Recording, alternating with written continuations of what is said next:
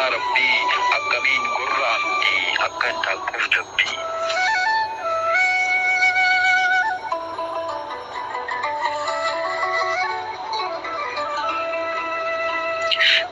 Tophee taphatteen quufne qabaachuun hafee badii harka maaliitiin qalte gurraatii guyyaa adii. Naguma biraa baatee du'a ilmaanii dhageessee akkamiin taatiree yoona garaan haadhatti deesse.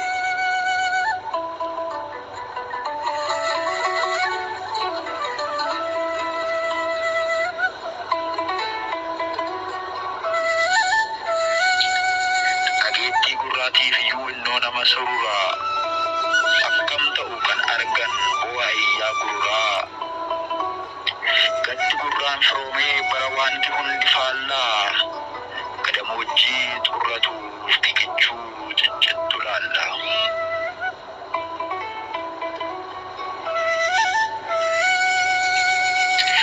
Bara cubbamaan gaarii bara gaariinis subbuu hedduu nama yaaddessa rakasee gatiin lubbuu. Gadda keessa koo ibsuuf saaqee dhabullee jecha gochaan har'a raawwate gubee nama bililcha. Haqa dabe falmachuun dirqama anaaf sumaati. Waaqni waa tiksu malee barattiin bara dhumaati. Waaqni waa tiksu malee barattiin bara dhumaati.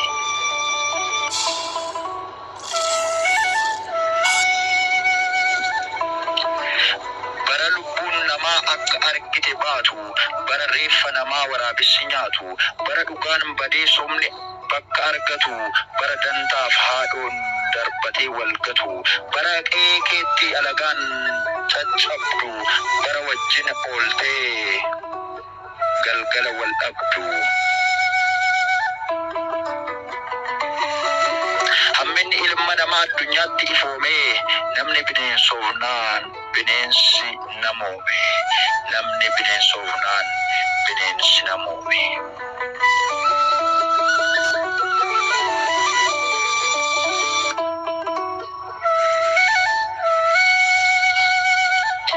Qe'een keenya dhiiga nu nyaachisan hirmii kan harkaan guddisnes nutti ta'ee silmii.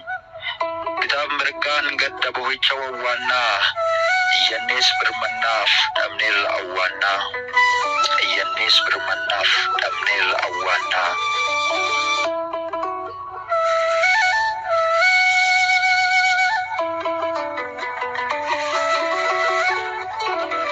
Homaa jecha dhabnee jechuu malee wayyoo dhiiga qulqullootaaf faradi waaqayyoo.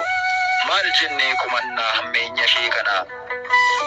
Kan hammeenyi ishee dachaa namoota seexanaa. Ayii.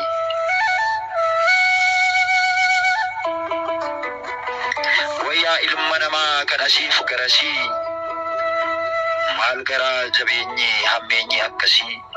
Utuu lubbuun dhufee wareegamee watuwaatuu bineensatu bineensa akka isaallee nyaatu. Bineensu bineensa akka isaallee nyaatu. Hammuma bineensaa waliif yaaduun hafee maal foon walii nyaachuun caccabsanii lafee. Haqa manaa na baasee dagadhee waadaaf hirbuu madaa keessatti kaasee alagaa faanan sirbuu. Deemsa miilla koo beektaa kan dhugaaf tattaafatu waa'ee koo atuu beektaa sitti muus nan gaafatu. Daandii haqaarra yoomuu imalaa fi deemsi koo waan Oromoof hin taane hin fudhu keessi koo.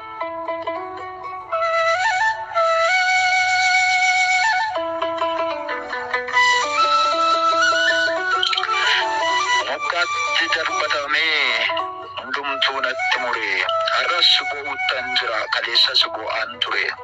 Na dhukkubaaf hin iyyaa didee tasumaa fayyuu.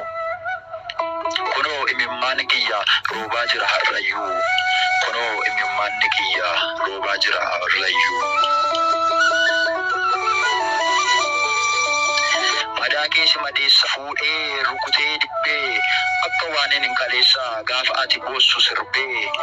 Moggaatti na darbatee qooda amantu shiraa rakkoo kiyya naaf bartee maaf nan dubbattu firaa.